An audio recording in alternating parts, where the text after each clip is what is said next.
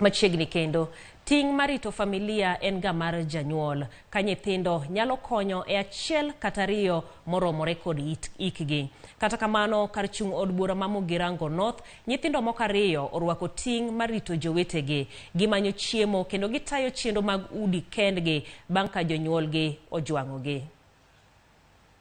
En nyathi ma jahigni 14 kende.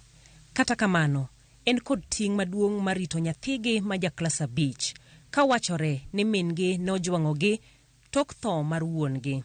Mamangu akatuhamisha kutoka nyumbani kuja hapa, akakaa mwezi mmoja, wa pili akaenda akatuacha sisi peke yetu.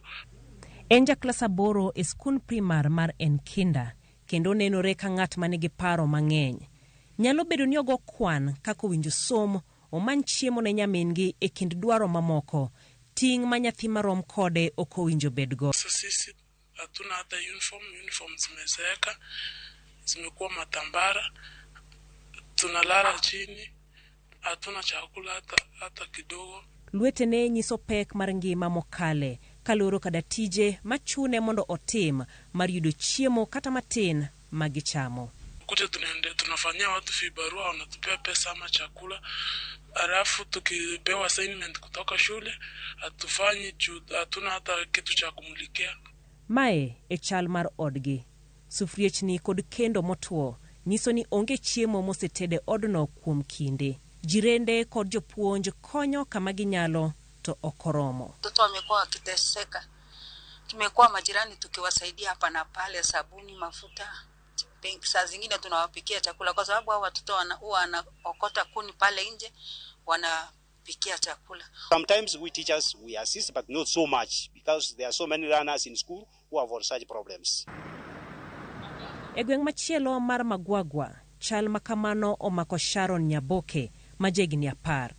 En kod ting marito owadgi majahigni 7. Mama wangu alienda Ijumaa kitambo, tukaenda kumtafuta huko juu, hakuja huyo usiku, tukalala huko.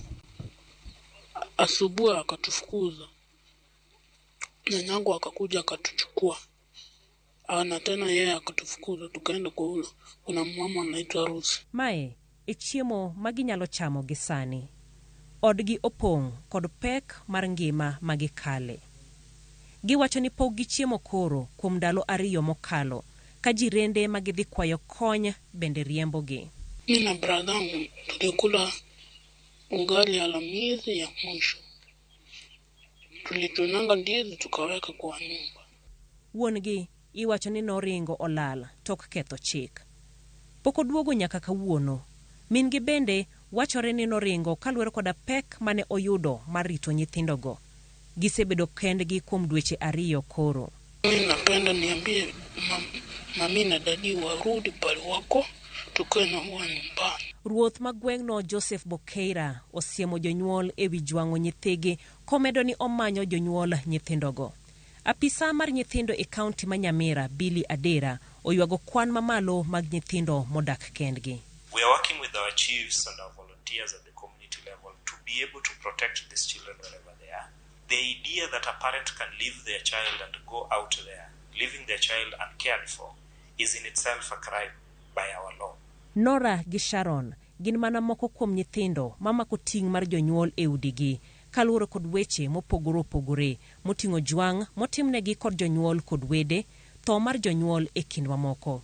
Ywak margi en mar yudo kony mondo gidag ngima maber, to moloyo gidag kaka nyithindo ka gitimo gik ma nyithindo timo. E gino mabende duoko chuny en ni jalup ruoth ma Uhui e kar chung' od bura ma Ugunja